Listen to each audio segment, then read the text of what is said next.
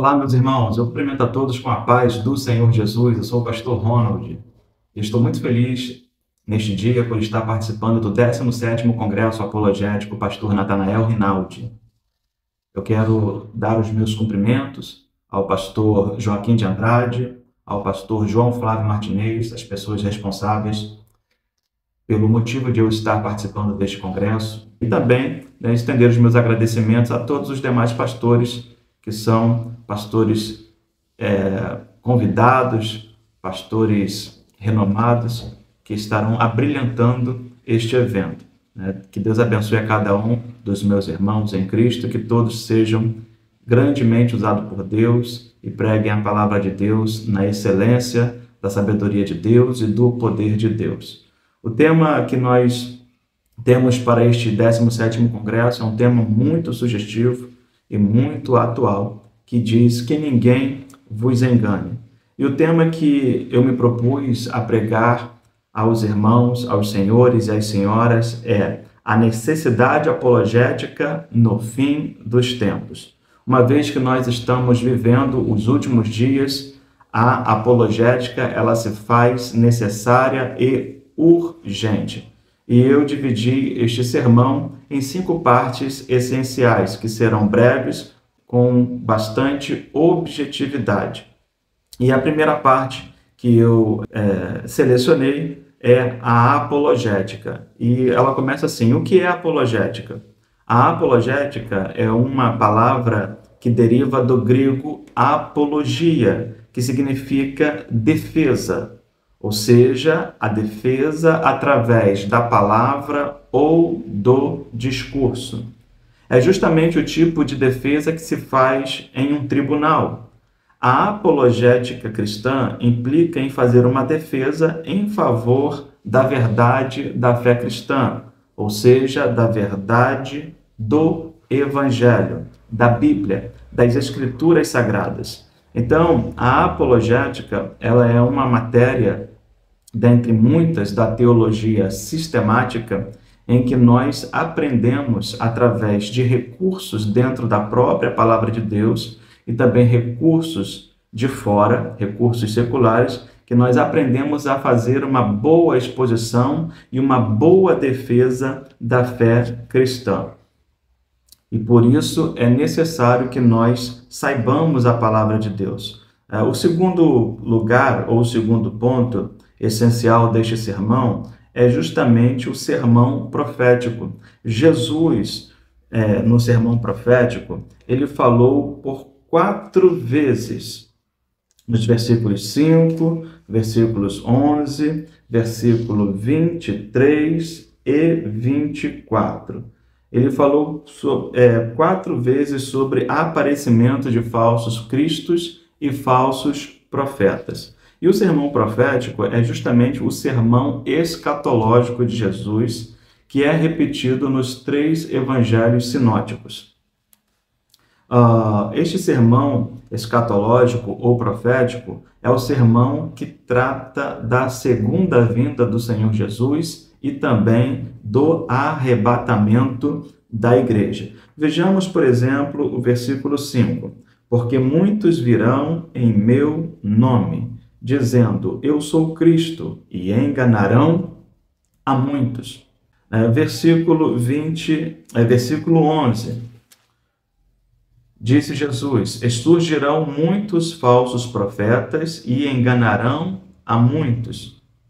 Ok? Então, surgimento de falsos cristos, surgimento de falsos profetas. Versículo 23. E se alguém vos disser, eis que o Cristo está aqui ou ali, não lhes deis crédito, porque surgirão falsos cristos e falsos profetas, e farão tão grandes sinais e prodígios, que, se possível fora, enganariam até os escolhidos. Então, este sermão escatológico, ele tem nuances profundas, que dizem respeito ao povo de Israel e também dizem respeito à igreja do Senhor, ao povo do Senhor, e também dizem respeito às nações. Veja comigo, destas 4 vezes, 3 delas, nós encontramos a palavra enganarão a muitos. Veja, No versículo 11, ele diz, enganarão. No versículo 5, ele diz, enganarão a muitos.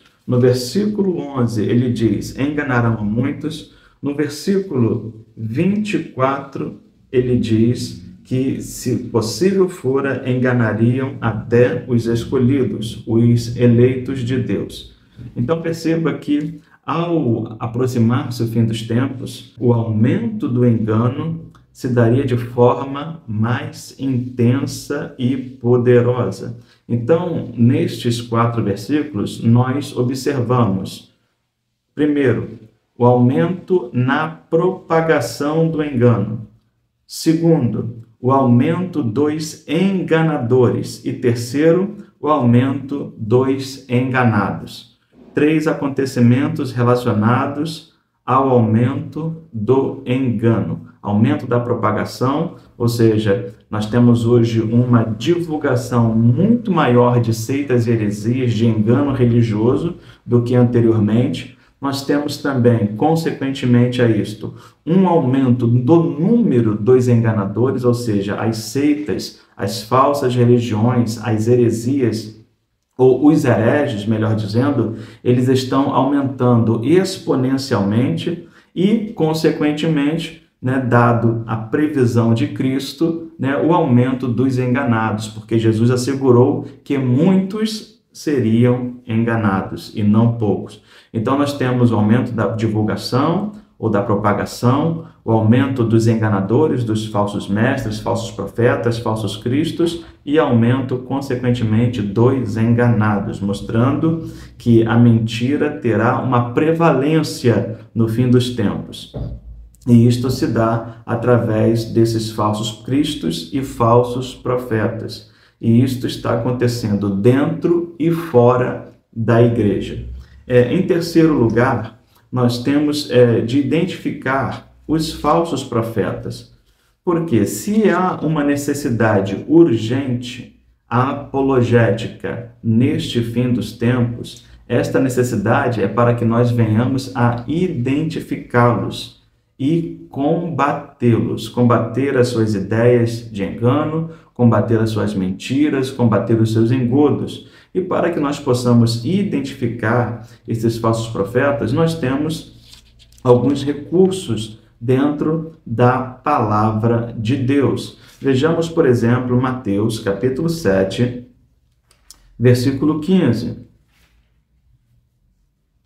Está escrito assim: acautelai-vos, ou seja, estai vigilantes, estai apercebidos, porém, dos falsos profetas, que vêm até vós vestidos como ovelhas, mas interiormente são lobos devoradores. Perceba que Jesus está falando para os seus discípulos que eles devem estar vigilantes contra os falsos profetas, que podem ser também hoje renomeados, traduzidos, ressignificados como falsos líderes, falsos mestres. Eles vêm até vós vestidos como ovelhas, ou seja, eles vêm disfarçados. Eles são mestres do engano, eles são mestres no disfarce. Eles não aparentam o que eles são em sua essência, na sua natureza. Eles se transvestem, eles se transfiguram, se transformam em obreiros de justiça, em anjos de luz, mas a sua essência, a sua natureza é de iniquidade, é satânica, é demoníaca. Eles põem sobre si peles de ovelhas, mas são lobos devoradores. Como nós podemos identificá-los? Jesus disse: por seus frutos os conhecereis. Porventura colhem-se uvas dos espinheiros ou figos dos abrolhos?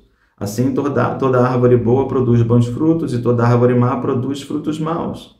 Não pode a árvore boa dar maus frutos, nem a árvore má dar frutos bons. Toda árvore que não dá bom fruto corta-se e lança-se no fogo.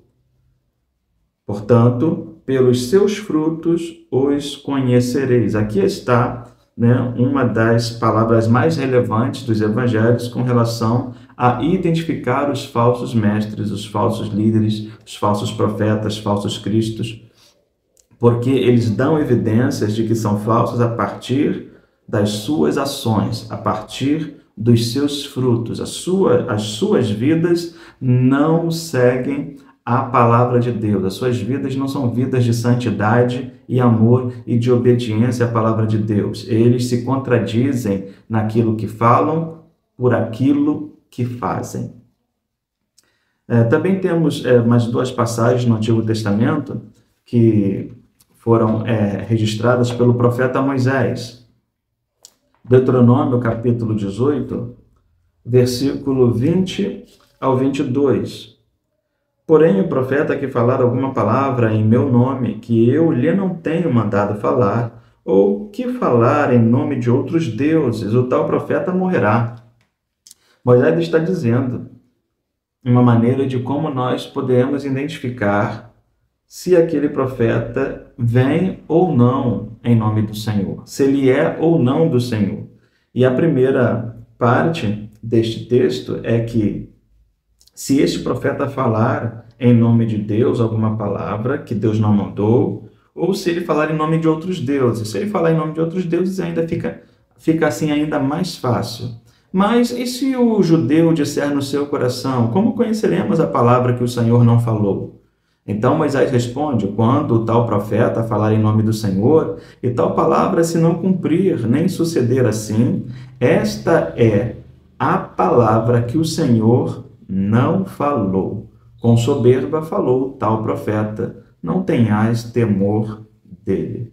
Então perceba, irmãos, que um outro modo de discernir e distinguir se um profeta falou em nome do Senhor é quando a profecia dele, quando a palavra, o vaticínio dele não se cumpre. Então nós sabemos que não foi Deus quem falou pela boca daquele profeta, mas ele falou soberbamente, falou de si mesmo. E a punição para homens que falavam assim em nome do Senhor no Antigo Testamento era a morte, era a punição capital. Ainda temos também em Deuteronômio, capítulo 13, versículos 1 a 4, Moisés novamente ensinando o povo de Israel como identificar os falsos profetas. E ele diz assim, quando o profeta ou o sonhador de sonhos se levantar no meio de ti e te der um sinal ou prodígio, e suceder o tal sinal ou prodígio de que te houver falado, dizendo, vamos após outros deuses que não conheceste e sirvamo-los,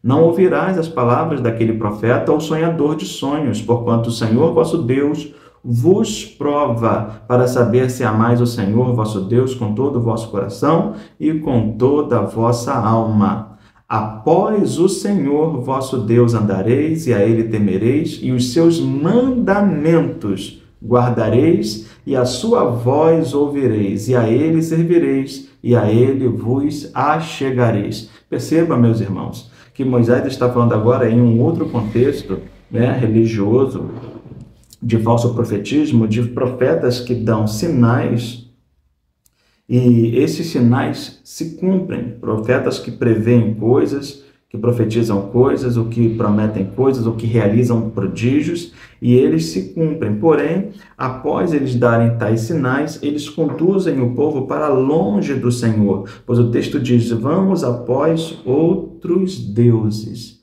Então, profetas que operam sinais, maravilhas, prodígios, mas que os seus sinais e prodígios levam o povo para longe da palavra de Deus, são falsos profetas.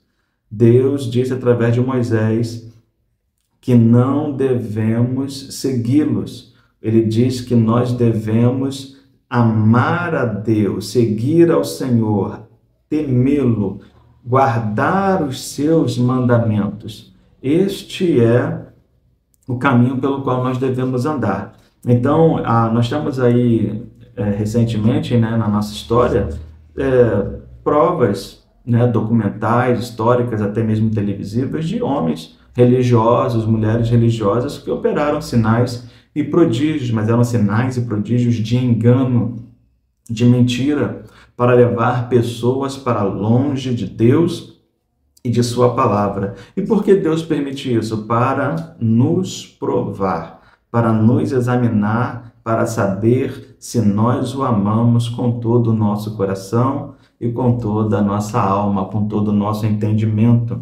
Então, nós devemos estar atentos e não nos deixar levar por um emocionalismo ou sentimentalismo barato somente porque aconteceu um milagre, um sinal religioso em algum lugar, através de algum homem, alguma mulher. Nós devemos examinar o seu fruto, as suas ações, devemos examinar o conteúdo da sua pregação para ver se ela está de acordo com a própria Escritura.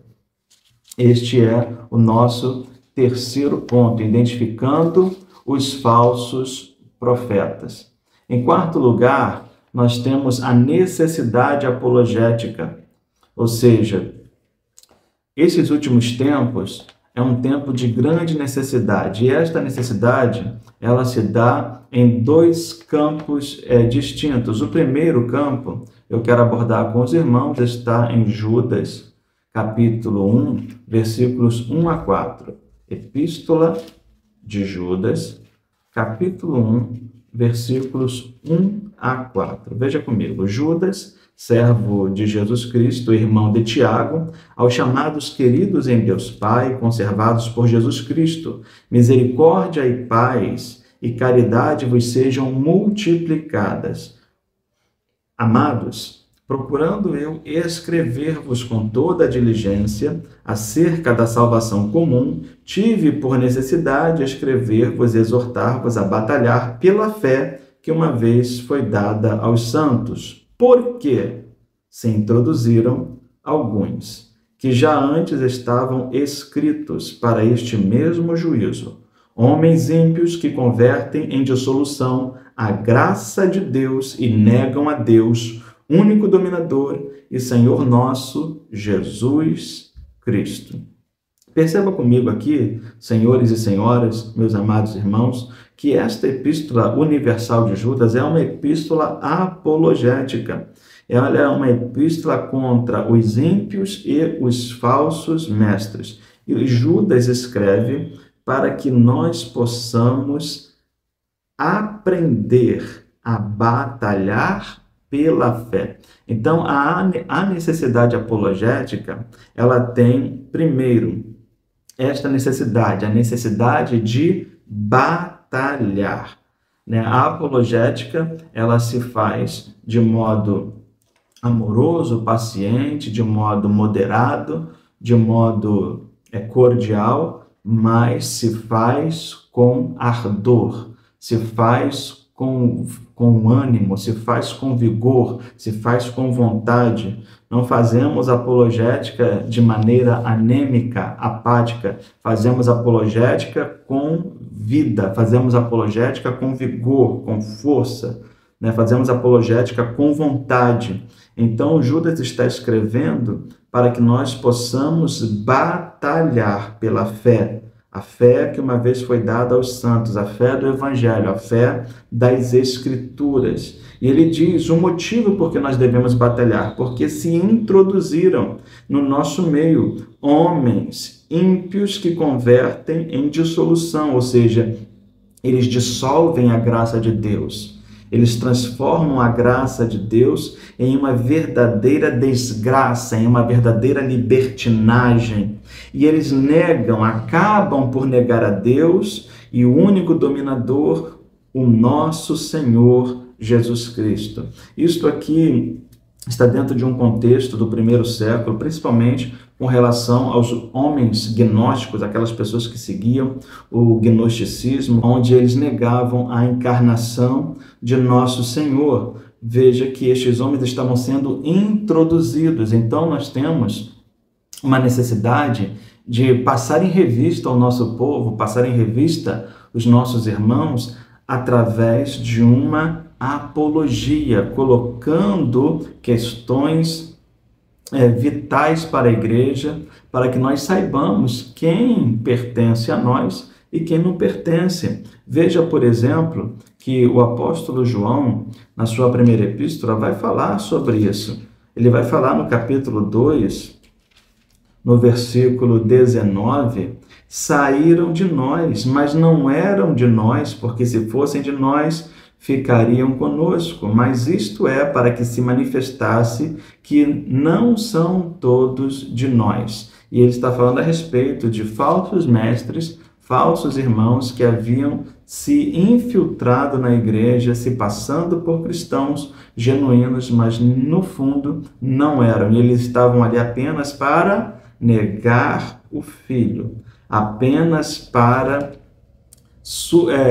subtrair a fé das pessoas, para suplantar a fé dos irmãos, para disseminar, heresias de perdição, heresias destruidoras. João ainda escreve na sua primeira epístola, no capítulo 4, as seguintes palavras: amados, não creiais a todo espírito, mas provai, ou seja, examinai se os espíritos são de Deus ou provêm de Deus. Por quê? Já muitos falsos profetas se têm levantado no mundo. Nisto conhecereis o Espírito de Deus. Todo espírito que confessa que Jesus Cristo veio em carne é de Deus. E todo espírito que não confessa que Jesus veio em carne não é de Deus, mas este é o espírito do anticristo, do qual já ouviste que há de vir, e eis que está já no mundo. Então perceba que aqui, até o próprio subtítulo diz, os falsos profetas. Perceba que aqui João está dando outra prova de como nós devemos identificar e examinar os falsos profetas. E dentro desse contexto aqui, que era o contexto do gnosticismo, eles eram provados mediante a crença fiel, fidedigna na encarnação do Filho de Deus, do Verbo divino. Então, nós somos chamados a batalhar. É uma grande necessidade para a igreja hoje batalhar através da apologética cristã. Por quê? Porque o inimigo está pelejando contra nós. O apóstolo Paulo fala que nós estamos enfiados, metidos em uma guerra espiritual ferrenha, tremenda, terrível, e nós não podemos ficar desguarnecidos, não podemos ficar desarmados, nós temos que estar armados com a palavra de Deus, preparados para provar, para examinar os cristãos, para saber quem é do Senhor e quem não é do Senhor, mesmo que tal pessoa esteja na igreja, esteja pregando, esteja ensinando. Há muitos que estão assumindo púlpitos e igrejas, mas não pertencem mais ao Senhor, como é o caso de alguns pastores de notoriedade em nosso país. Recentemente, um pastor de notoriedade em São Paulo falou coisas absurdas com relação a casamentos homossexuais, com relação à liberação das drogas, com relação à atualização da palavra de Deus, pregando absurdos, ensinando absurdos, mas é um pastor, é líder de uma igreja. E isto deve nos levar ao encorajamento de batalhar, fazer oposição a estes falsos ensinos. O que nós estamos observando é que muitas pessoas têm medo de batalhar, porque a apologética ela se põe em frontal oposição. E neste circuito, estar em uma posição de oponente, muitas vezes, ela não é favorável politicamente, não é favorável socialmente, mas certamente ela é favorável espiritualmente, pois nos coloca em uma posição de agradar a Deus. A segunda necessidade apologética é a necessidade de satisfazer ou de satisfação. É a primeira epístola de Pedro, capítulo 3, versículo 15. Pedro disse assim: antes, santificai a Cristo como Senhor em vossos corações, e estais sempre preparados para responder com mansidão e temor a qualquer que vos pedir a razão da esperança que há em vós. Percebam, meus irmãos, que Pedro está ensinando aos cristãos, à igreja, que estava dispersa em várias regiões da Ásia, lá no Antigo Oriente Médio. Veja que ele está ensinando esses cristãos a saber como responder, a saber como dar razão da sua fé. Não podemos dar uma boa satisfação de Cristo, uma plena satisfação de Cristo, sem que antes Cristo esteja plenamente santificado como Senhor em nossos corações. A apologética, embora se faça com muitos recursos, com muitas técnicas, com muito estudo, com muita filosofia, com muita pesquisa, ela se faz também, e acima de tudo isso, no poder e na sabedoria e na ciência do Espírito Santo. A apologética se faz com Cristo reinando em nossos corações como Senhor. Nós encontramos isto, por exemplo, na história de Estevão, que pregava com tal ousadia e autoridade que ninguém podia contradizê-lo.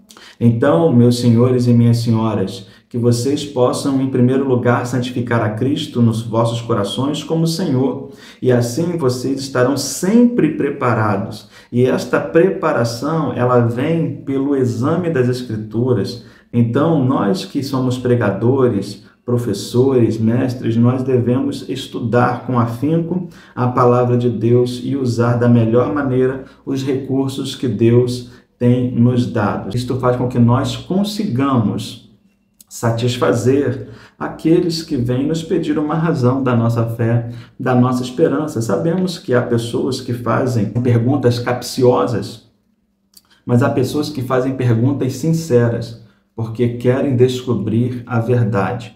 E a verdade do Evangelho não é uma verdade puramente mística, mas é uma verdade também intelectual, também racional. Paulo chega a dizer em Romanos 12, 1 e 2, que a nossa fé ou o nosso culto é um culto racional. Nós não somos pessoas irracionais. Crentes não são um povo tolo. Os cristãos ou crentes são um povo inteligente, porque em nós habita o espírito de sabedoria. E nós temos a palavra da verdade, que é a palavra de sabedoria, que responde a todas as questões levantadas com satisfação.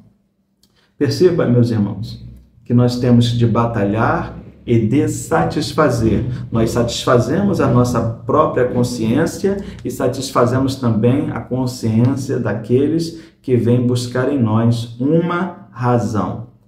E nós estamos diante de muitos acontecimentos nesses últimos dias em que as pessoas estão sacrificando a razão, sacrificando a lógica no altar da ignorância. Mas a palavra de Deus escrita nos dá revelação e entendimento. Em quinto e último lugar, e não menos importante, nós temos a necessidade apologética no contexto social, ético, moral e religioso. Esta necessidade apologética está expressa nas epístolas de Paulo, em primeira epístola de Paulo a Timóteo, capítulo 4, versículo 1. Mas o Espírito expressamente diz que nos últimos tempos apostatarão alguns da fé, dando ouvidos a espíritos enganadores e a doutrinas de demônios, pela hipocrisia, falsidade de homens que falam mentiras, tendo cauterizada a sua própria consciência, proibindo o casamento e ordenando a abstinência dos manjares que Deus criou para os fiéis, e para os que conhecem a verdade, a fim de usarem deles com ações de graças. Perceba, meus irmãos, Paulo está dizendo que nos últimos tempos haveria uma multiplicação de engano, de apostasia. Ele diz, alguns apostatarão da fé. A apostasia é a deserção, é o abandono da fé. Dando ouvidos. Eles não fariam isso sem qualquer causa, sem qualquer razão. Eles farão isso ou fariam isto porque dariam ouvidos, emprestariam a sua atenção a espíritos enganadores e consumiriam as suas doutrinas demoníacas, através de homens falsos, homens mentirosos que cauterizaram a sua própria consciência. Paulo utiliza uma linguagem que é uma linguagem cirúrgica do campo da medicina, que é a cauterização, que era usada nos tempos bíblicos como um meio de desinfecção, como um meio de cicatrização para feridas, para chagas, onde, por exemplo, um ferro em brasa era posto sobre uma ferida e aquela ferida ali era queimada e depois aquela queimadura produzia, naquele local onde havia uma ferida, produzia uma pele grossa que nós hoje chamamos de queloide, e aquela pele grossa, robusta, que criava-se naquele lugar por causa da queimadura, ela fazia com que o animal ou mesmo a pessoa perdesse a sensibilidade naquele local. Por isso ele diz que esses homens cauterizaram a sua própria consciência, ou seja, eles tornaram insensíveis a sua consciência.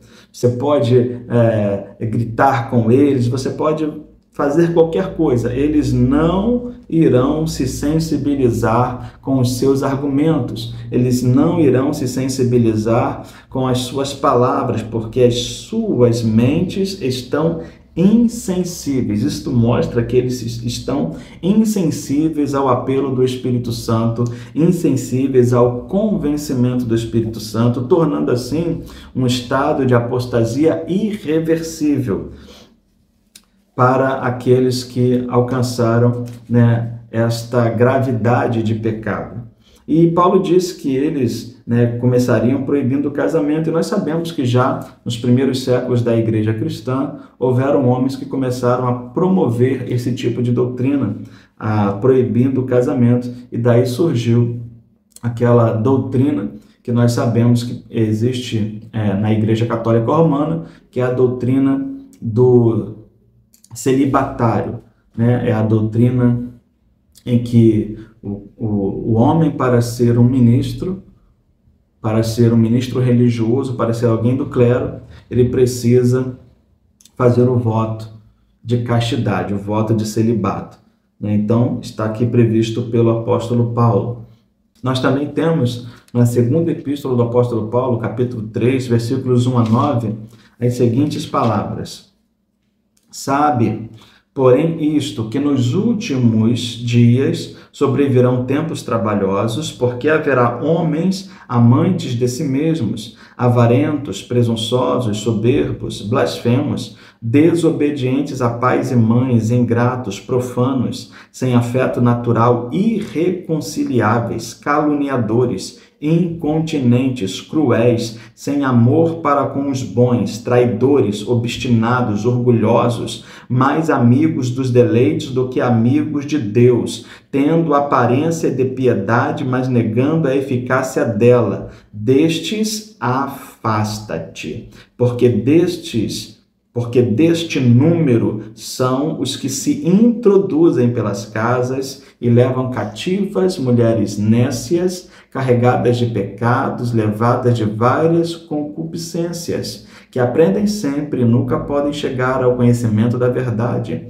E como Janes e Jambres resistiram a Moisés, assim também estes resistem à verdade, sendo homens corruptos de entendimento e réprobos quanto à fé. Não irão, porém, avante, porque a todos será manifesto o seu desvario, como também o foi o daqueles. Mas perceba que Paulo fala de uma extrema corrupção nos últimos tempos. Tempos trabalhosos, tempos difíceis. Então, ele lista uma quantidade enorme de adjetivos que qualificam negativamente esses personagens dos últimos tempos. Então, nós precisamos ter, nesses últimos tempos, uma apologética no contexto social, no contexto moral, no contexto religioso, no contexto ético. Por exemplo, nós temos que lidar com o aborto, nós temos que lidar com a eutanásia, com questões biomédicas, como pesquisa de células-tronco, clonagem. Nós temos que saber lidar com, né, a filosofia, né, ou a religião do ateísmo, com a libertinagem, o liberalismo teológico, a homossexualidade ou homoafetividade. Nós temos que saber lidar, né, com as drogas, jogos de azar, pornografia e etc. Veja, segunda epístola de Paulo, capítulo 4, verso 1. Conjuro-te, pois, diante de Deus e do Senhor Jesus Cristo, que há de julgar os vivos e os mortos na sua vinda e no seu reino, que pregues a palavra, instes a tempo e fora de tempo. Então, esta conjuração de Paulo, que é fazer um juramento diante de Deus, é fazer uma convocação solene diante de Deus, invocando o nome do Senhor, é para que Timóteo pregasse a palavra, instes ou insista a tempo e fora de tempo, ou seja, quando for oportuno e mesmo quando não for oportuno, redarguas, repreendas, exorte, com toda longanimidade e doutrina. Porque virá tempo em que não sofrerão ou suportarão a sã doutrina. Não é a doutrina demoníaca, satânica, não, é a sadia, a doutrina sã, sadia. A boa doutrina não suportarão, mas tendo comichão, tendo coceira nos ouvidos, amontoarão para si doutores conforme as suas próprias concupiscências, conforme os seus próprios desejos carnais.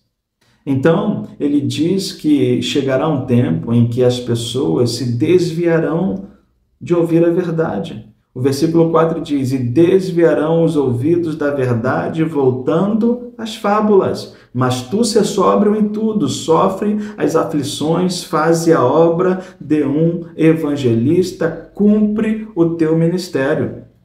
Então, Paulo está dizendo a Timóteo, na sua segunda epístola e última carta que ele escreveu, né, dias antes da sua morte, provavelmente, que viria um tempo em que as pessoas não suportariam mais ouvir a pregação do Evangelho e que as pessoas sentiriam coceira nos seus ouvidos, e esta coceira aqui é uma figura de linguagem para que exemplificasse que eles teriam necessidades de ouvir aquilo que viesse satisfazer as suas necessidades carnais, suas necessidades ou suas vontades pecaminosas. E eles amontoariam, veja, esta palavra amontoar significa juntar aos montes. Eles juntariam aos montes em grandes quantidades para si mesmos, doutores, mestres, conforme as suas próprias concupiscências, seus próprios desejos carnais. Com isso, se desviando da verdade. Nós temos que lidar com seitas, com heresias, externa e internamente. Nós estamos vivendo um período do século XXI extraordinariamente herético.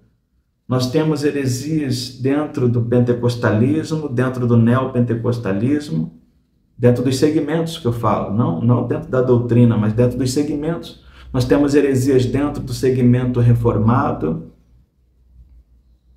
Nós temos heresias espalhadas por todos os lados.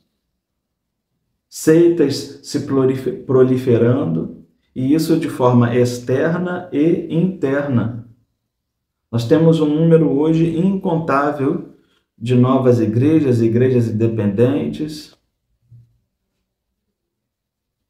que muitas não têm qualquer responsabilidade, qualquer compromisso com a palavra de Deus. Um número incontável de pastores escandalosos que estão aí vindo na internet. Pastores escandalosos vindo na internet. Externamente, nós temos que lidar com o catolicismo romano. Há pouca apologética hoje contra o catolicismo romano. Os cristãos estão cada vez mais aderindo aderindo ao ecumenismo religioso e se aproximando muito mais hoje do catolicismo romano do que anteriormente, inclusive movimentos neopentecostais e pentecostais.